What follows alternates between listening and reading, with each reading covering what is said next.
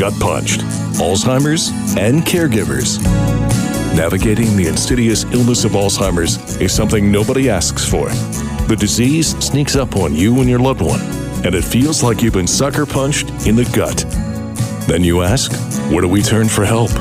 Who do we call? What do we do? These questions and more are what we hope to answer and give you some direction and hope. Now let's join our host, Jeff Edwards. Greetings and welcome. This is GutPunched, Alzheimer's and Caregivers, the not-so-sexy podcast, episode number 78. Welcome back. Glad you're here. My name is Jeff Edwards. I'm your host. Greetings to our new sponsor, Heart, Body, and Mind Home Care, and we'll tell you more about them shortly. And how was your week? Good, I hope. So, this was a very interesting week for me. Well, I had conversations with a number of different people from different areas of expertise in brain illnesses. The good thing about these talks is that they produce some very interesting ideas, some of which we will be incorporating into our podcast after the first of the year. I'm excited about them, and I hope you will be too. Now, here's a question. Have you ever heard the name Frederick H. Lewy? No? Well, you will today. Maybe you've heard of Lewy Body Disease. If not, you will today. That illness plays a role in the interview we will share with you.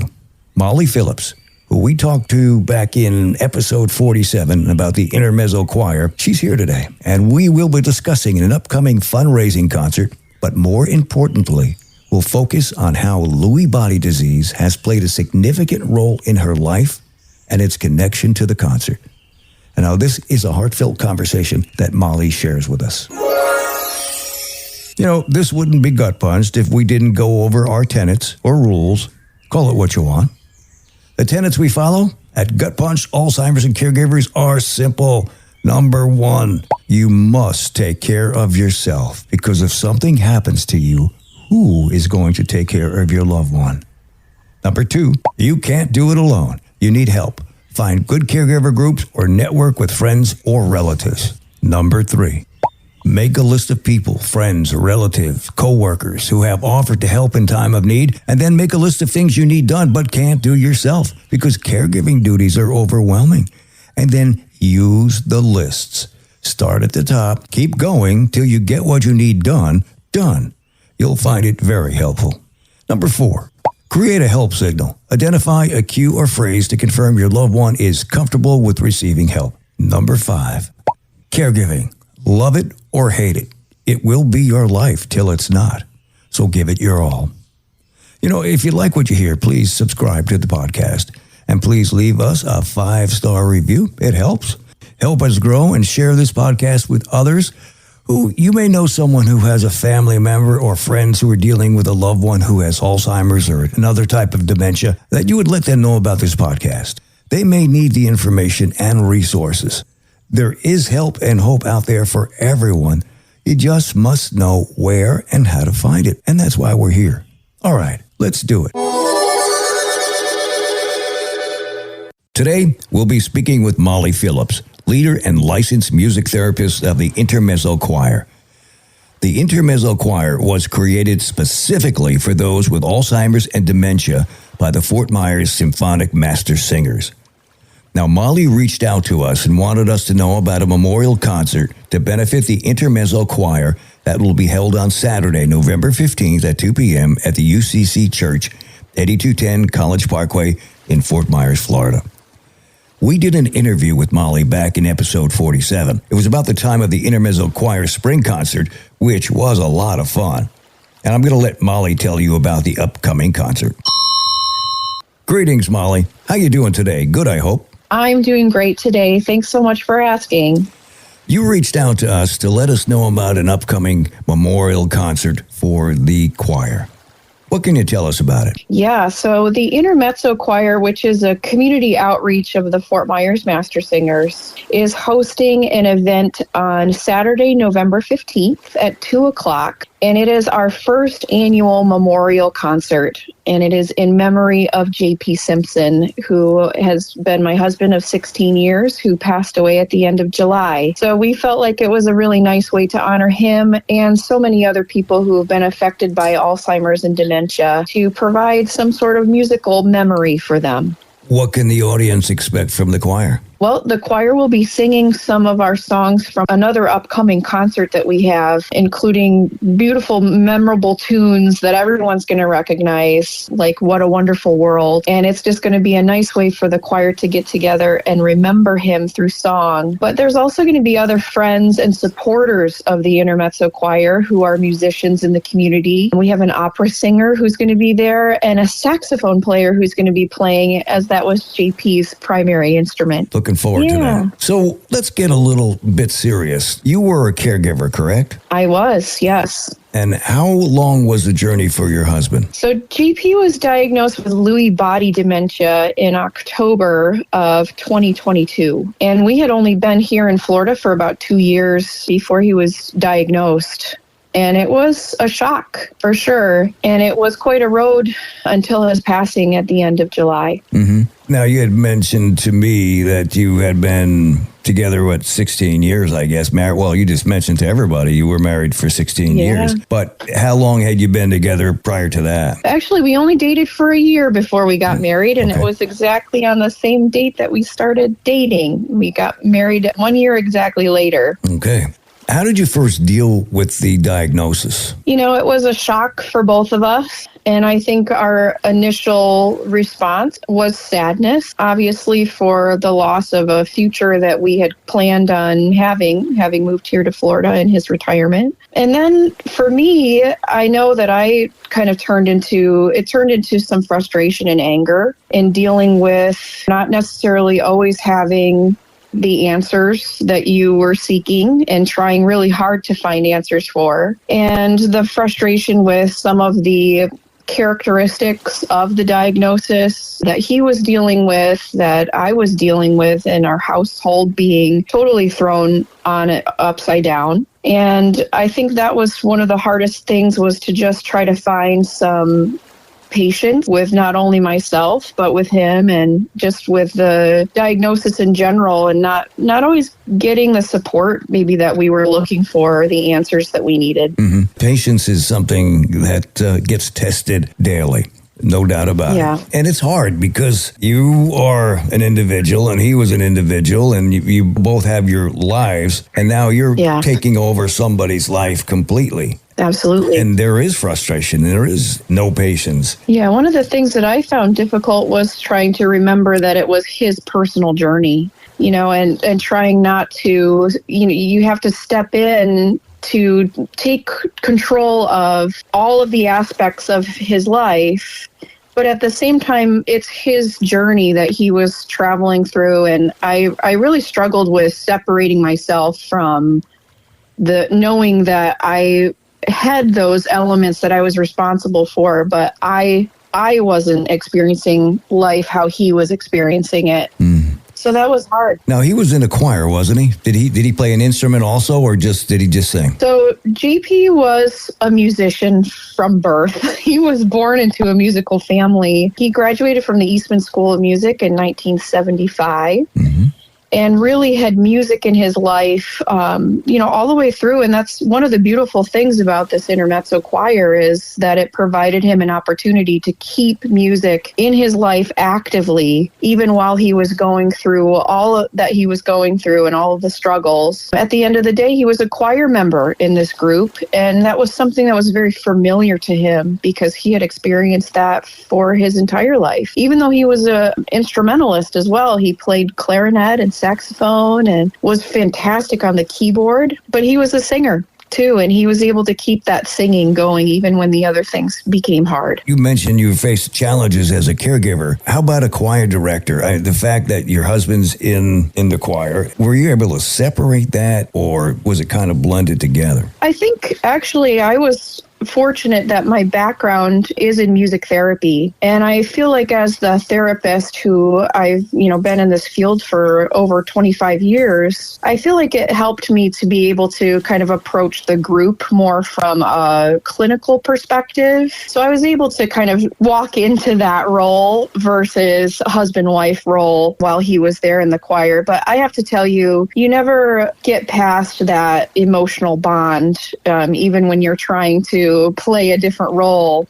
in his life. And it really brought me a lot of joy just knowing that he was so accepted in that group and he was so supported by the other members of that group, and that he was able to participate in music and, have that moment where in that week he had kind of some normalcy. Mm-hmm. So that brought a lot of joy to me as his wife. But yeah, I think as a music therapist and having done this for as long as I have, I was definitely able to see him as a choir member in that group. Do you have any advice for other caregivers of people whose spouse or loved one, family member who are going through the same things that they should plan for? And if so, what are some of the things they should plan for to learn? At first, it was really kind of scary because the experience with Lewy body was rooted in some hallucinations and delusions.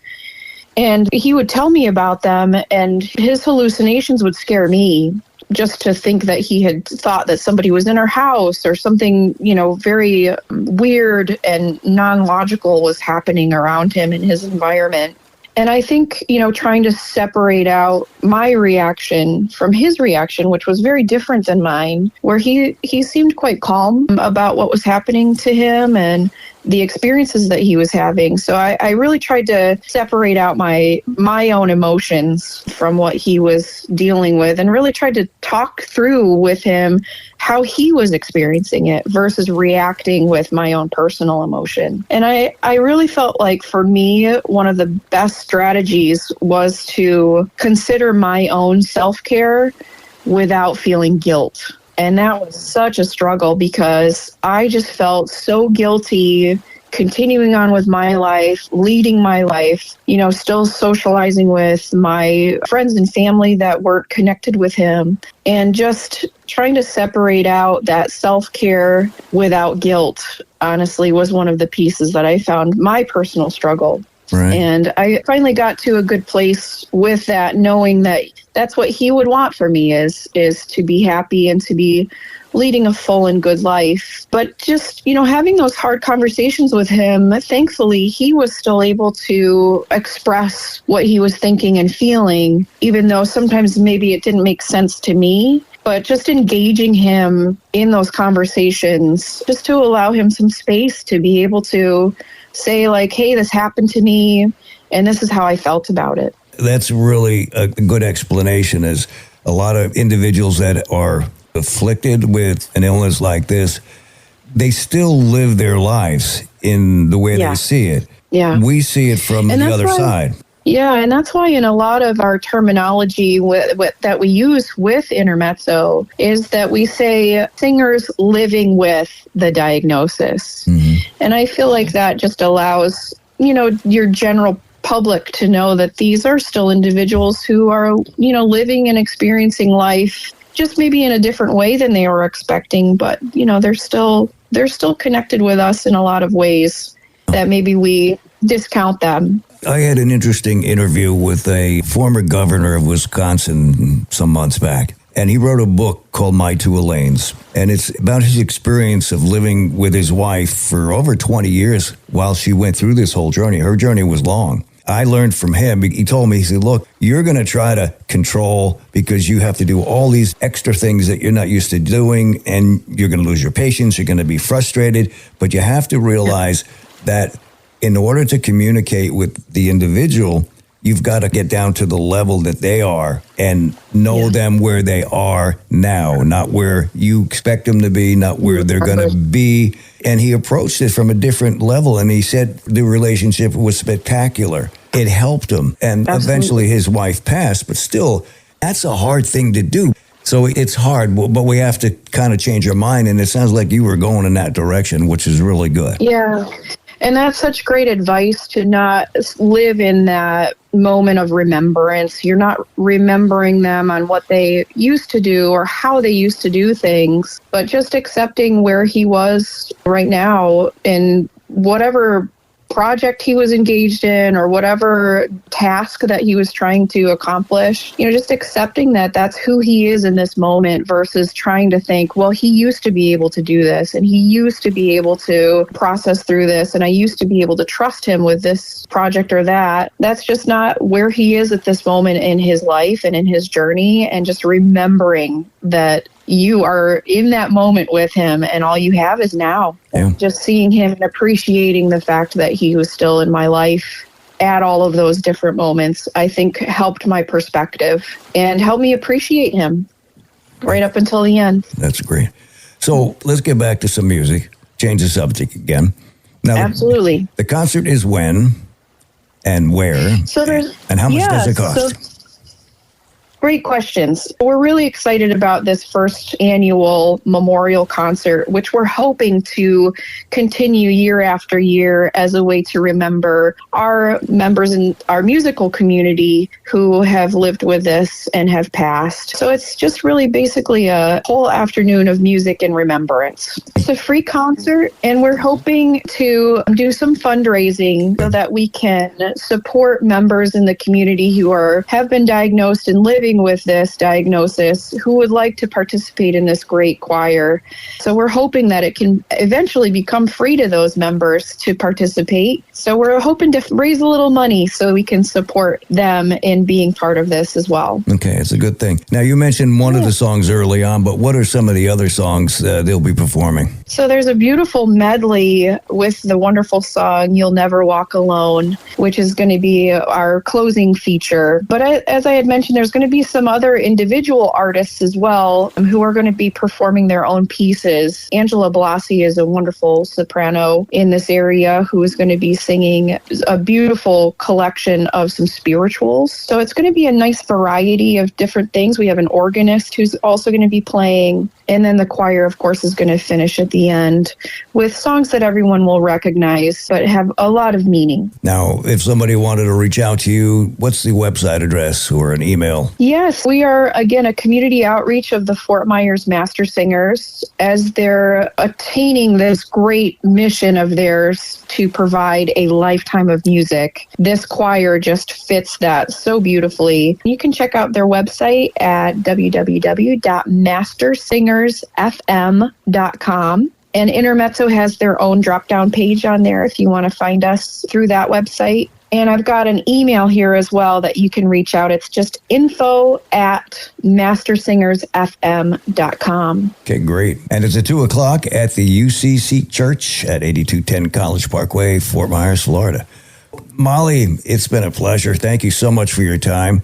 And it's very much appreciated. We look forward to the concert. I know I'm going to be there. God bless. Thank you so much. And thanks for allowing some space to talk about this today. I appreciate it. To reiterate, the information Molly gave us, the website is mastersingersfm.com. And there's a drop-down page for the Intermezzo Singers. And an email address is info@mastersingersfm.com. Also, the Intermezzo's end-of-season performance, A Walk Down the Red Carpet, will take place Wednesday, November 19th, 6:30 p.m. at St. Hilary's Episcopal Church, which is located at 5011 McGregor Boulevard, Fort Myers, Florida. And once again, many thanks to Molly for sharing some personal information in the battle with Lewy Body Disease that took her husband, J.P. Simpson. We'll be right back to Gut Punched, Alzheimer's and Caregivers. We'd like to welcome Heart, Body, and Mind Home Care, a nationally award-winning company. Heart, Body, and Mind Home Care, service is their passion, excellence is their promise. Alzheimer's, dementia, and Parkinson's care specialists. You can find them on the web at hbmhomecare.com, or you can call them at 239-603-6455. And you'll find a link for them on our website, gutpunched.com. If their name sounds familiar, it's probably because we did an interview with Ralph, the owner, in episodes 45 and 46. And then in episode 54, we had a fantastic conversation with Tara Jean Baptiste. Heart, Body, and Mind Home Care. They're really great people. They really are really nice. This is GutPunched, Alzheimer's and Caregivers. Thought you might like to know something about Lewy Body Disease. Lewy Body Disease is one of the most common causes of dementia in the elderly. Lewy Body Disease happens when abnormal structures called Lewy bodies build up in areas of the brain. The disease may cause a wide range of symptoms, including changes in alertness and attention, hallucinations, problems with movement or posture, muscle stiffness, and confusion. Lewy body disease can be hard to diagnose because of Parkinson's disease and Alzheimer's disease cause similar symptoms. Scientists think that Lewy body disease might be related to these diseases, or that they sometimes happen together. Lewy body disease usually begins between the ages of 50 and 85. The disease gets worse over time, and there is no cure. Treatment focuses on drugs to help symptoms. So, who was Lewy? In the early 1900s, while researching Parkinson's disease, the scientist Friedrich H. Lewy discovered abnormal protein deposits that disrupt the brain's normal functioning. These Lewy body proteins are found in the area of the brain system where they deplete the neurotransmitter dopamine, causing Parkinsonian symptoms.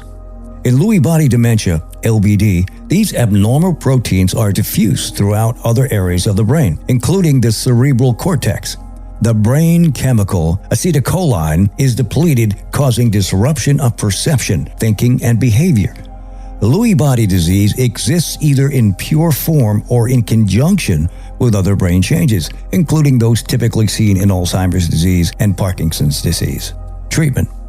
No drugs are currently approved for treatment of dementia with Lewy bodies by the FDA.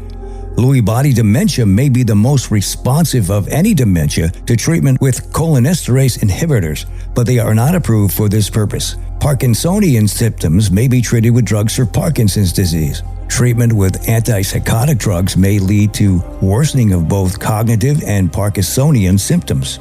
Lewy body dementia, LBD, is a term that includes two related diagnoses: dementia with Lewy body, DLB, and Parkinson's disease dementia.